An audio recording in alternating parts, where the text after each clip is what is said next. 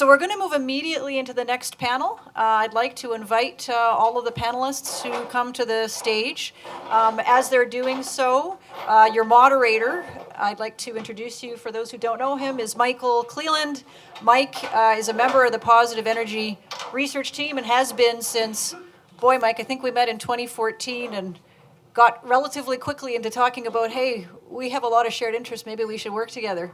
And I cannot tell you what a pleasure it has been to work with Mike. He brings so much to the team as a seasoned practitioner and very accomplished researcher in his own right. And you know, for those who know Mike, you would know having him on a team, make sure you've got somebody in the room who is willing to call the BS when the BS needs to be called. So we are very, very happy to have Mike on the team. Mike, over to you. Monica, thank you very much for that. I don't know which way that was directed in terms of calling the BS, but probably me.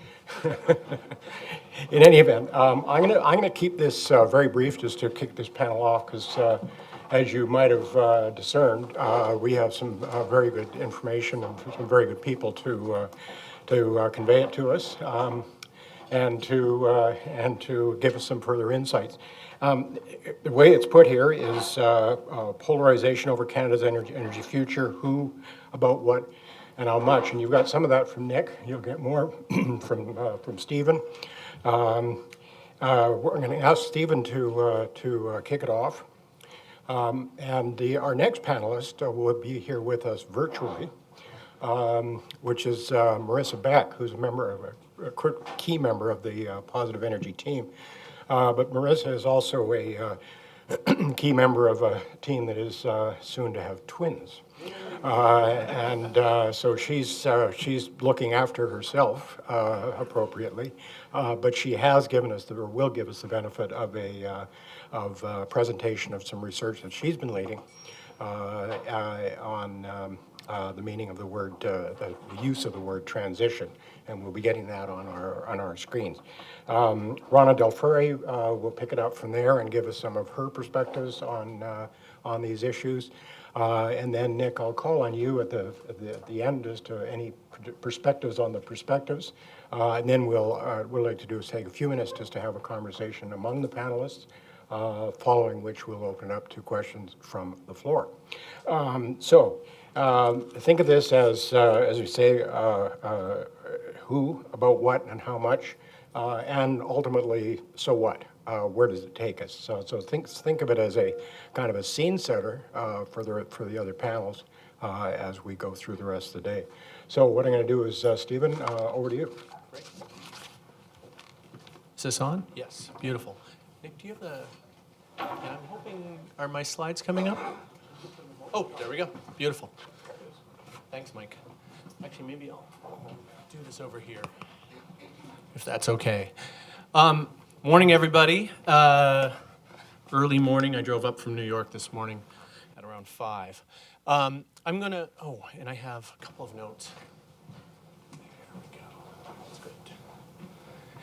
I'm going to try to move through these fairly quickly because I don't have quite the time that Nick does. And I'm incredibly excited about this. We got this data Thursday night. I was crunching data at 5 a.m. yesterday and through much of the day, and super excited. And I really, I want to acknowledge we've been working with Nick on and off, and the group has worked with him in the development of the Omnibus and the Elite Leaders Survey. And the work that we're doing here, there are a couple of overlap points just because we didn't get a chance to coordinate, but for the most part, we're working on a survey that adds on to what we're already doing with the Omnibus and the Leaders Survey. So this sort of takes it a second step further. The one thing we don't have, this is a very quick snapshot, and it's over primarily a 10-day period. So events are changing, so it's not the 3 to 4 day snapshot that a really top-notch hybrid survey that the kind that Nanos does gets you. So you get a little bit of changing opinion over time.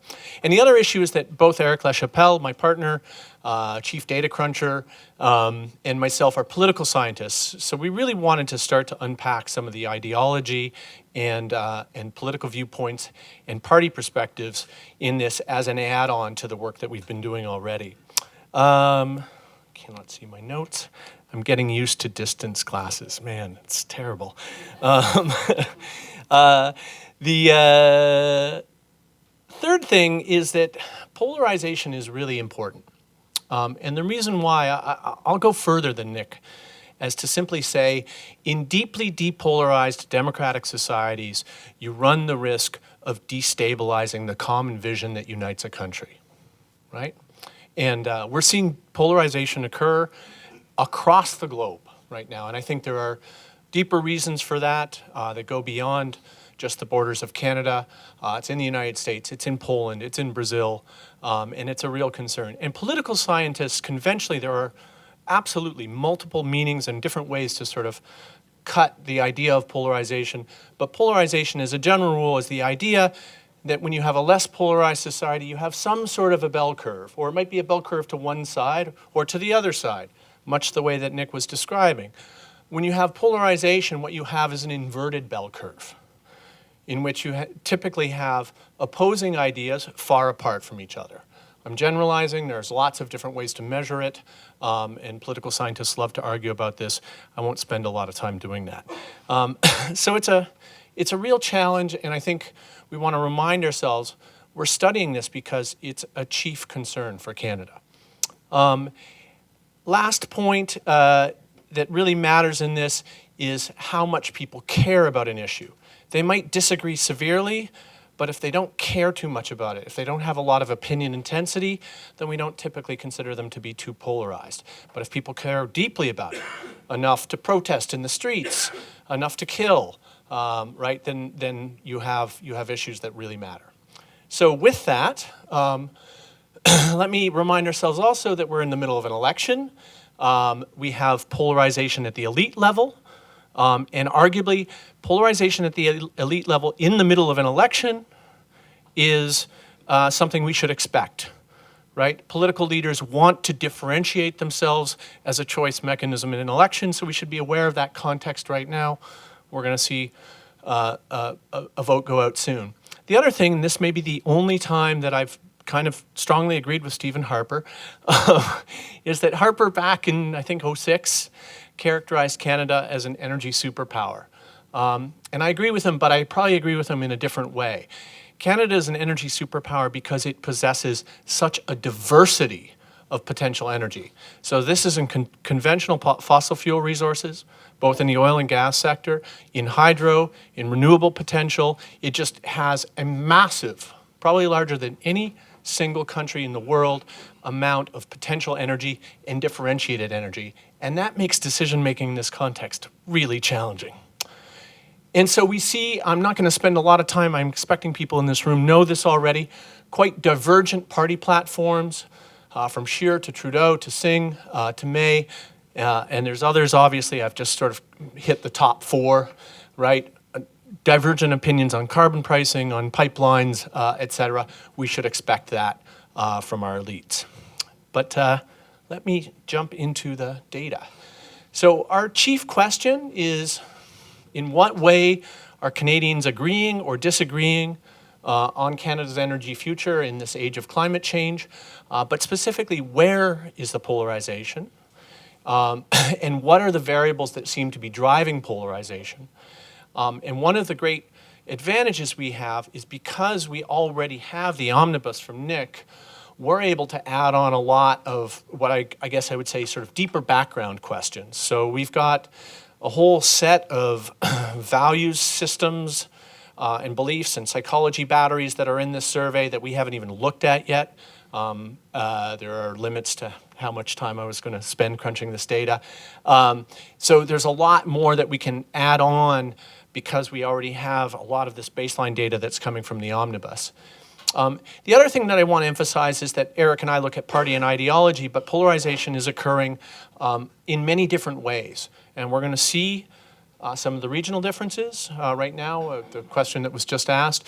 We're also going to look at differences in where the types of places that people live, suburban, urban cities, et cetera.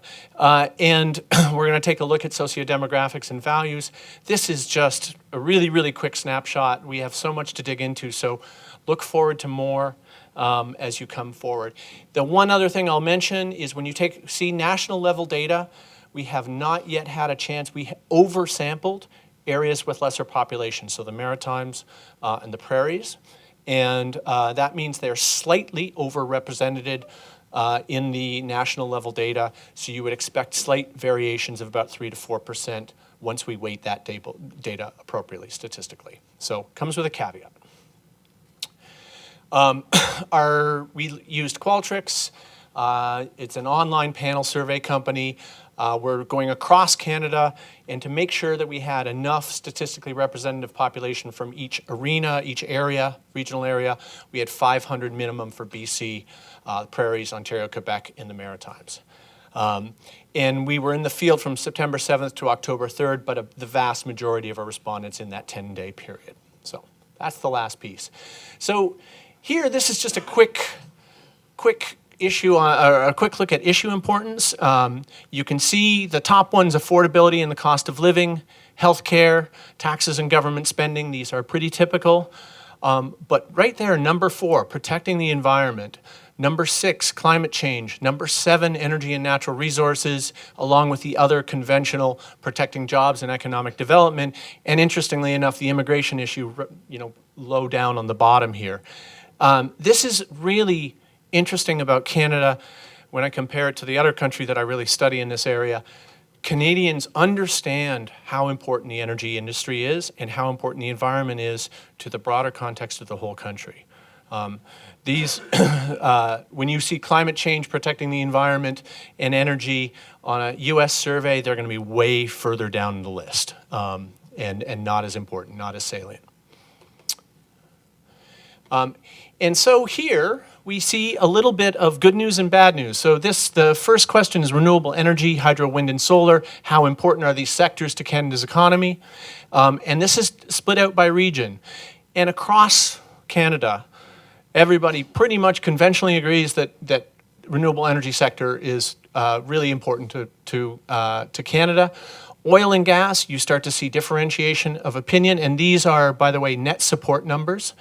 And then the last one is on nuclear energy, where we see an enormously divergent opinion between Ontario and Quebec, interestingly enough. And this is largely due to the energy profile of each one of those regions, right? So it's quite interesting to see how the underlying infrastructure and nature of the resource profile is the driver of opinion, or a factor, I should say, not the driver, but a factor to consider. This is overall national data on a carbon tax. Simple question: Canada needs to have a carbon tax that applies across the country.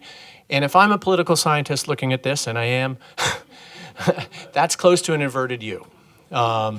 This is, of the questions we were able to look at, we had to sort of cherry pick a few things. This is a very challenging issue for Canada. So this is overall national level data, and we haven't looked at it yet in terms of other splits. There we go. And here's net support for a carbon tax across type of community. So large city, regional city means an independent small level city. I don't know, Sudbury or smaller, not with suburbs around it. Suburbs are conventionally attached to larger cities, and then rural areas. These were self-defined by people in the survey, so there might be some variation there. But again, enormous differences, right, between people who live in cities and people who don't in terms of support for a carbon tax. And then extraordinarily net support across regions. Here's where you see a real challenge.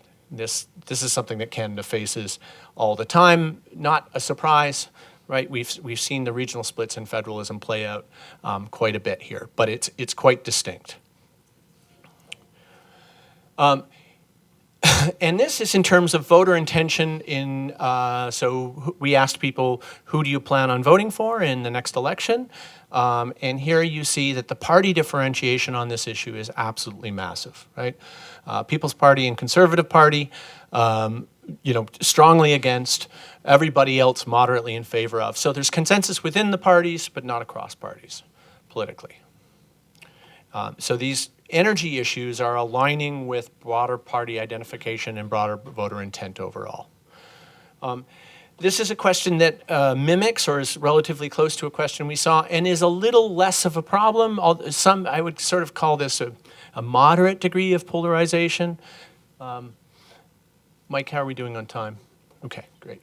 A moderate degree of polarization, and but still a fair amount, right? A strong degree of disagreement and agreement here. And this is the question of developing fossil fuels and still meeting climate commitments, right? So in a little bit of a differentiation, that may have to do with the way the question is laid out between the omnibus and that, but less of a worrisome area. But here you see in the splits, this is with party voter intent again, and also net support across regions, enormous differences, right? In terms of where the prairie provinces are. We incorrectly identified that as the West. Technically, BC would also be the West, but we've got BC as a different region. So enormous differences. These are probably not surprising. The only thing I guess that I was surprised by was by the degree of difference between the various party identifications, voter intent, and also regional differences. Quite high. Another area that we were quite interested in, because it really addresses one of the questions that we think about, which is what the heck do we do going forward? So two questions: what do we do in terms of our energy future, and what do we do about addressing polarization? And one of the big questions on the table is, is nuclear energy a part of our energy future? And here, this is, and I should be careful here, we struggled, we were looking for parsimony, as Nick was talking about, so I lumped the neithers and the don't knows, but there's actually quite a distinct difference between those two, and about half of that 32% is don't know. So people who are just, I have no idea what we should do in terms of nuclear energy. So this is actually a moderately polarizing issue for Canadians. I wouldn't say it's deeply polarized, but it's certainly moderately polarized. And then we see quite distinct differences in terms of nuclear energy and climate change between the regional areas and also in terms of party areas. And boy, can you see that the Bloc Québécois is clearly a Québécois party, right? So quite different approaches here. And then this is the pipeline question, because we were thinking about, okay, well, if we're thinking about developing the fossil fuel industry in Canada, pipelines are probably part of that vision.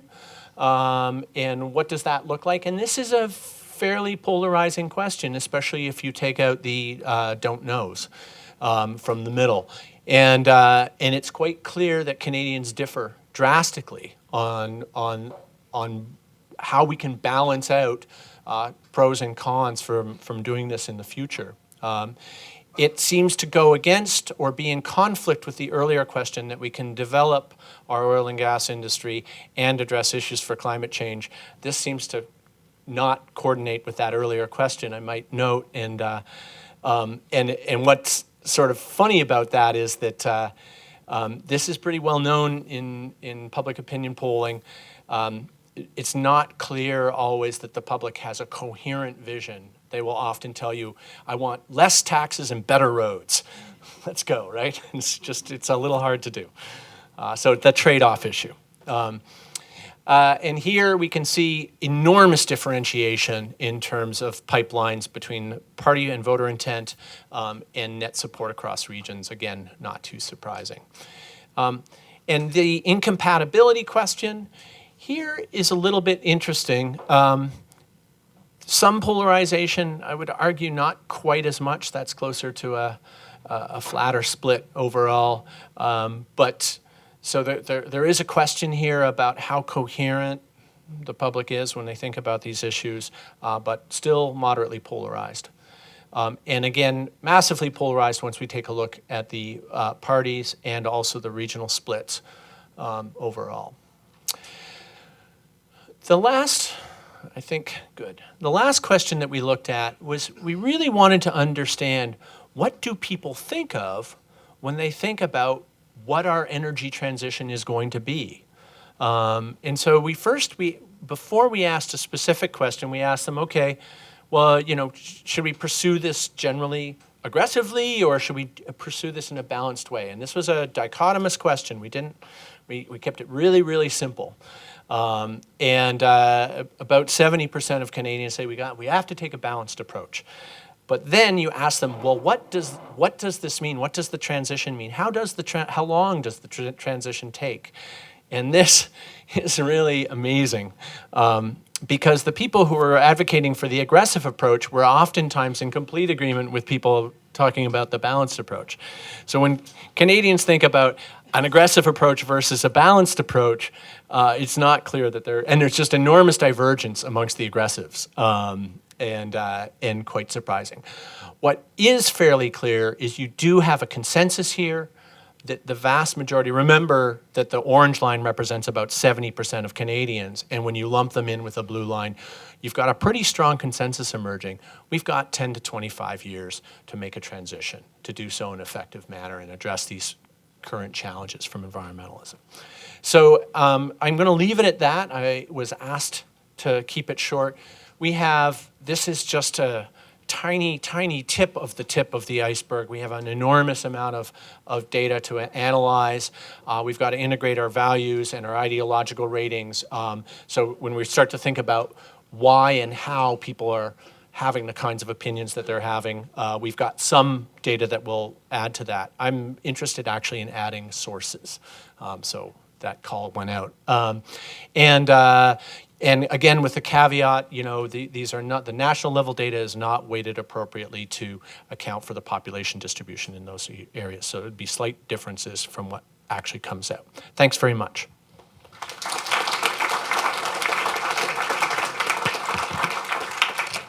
Thank you, Stephen. And we're going to have Larissa virtually with us.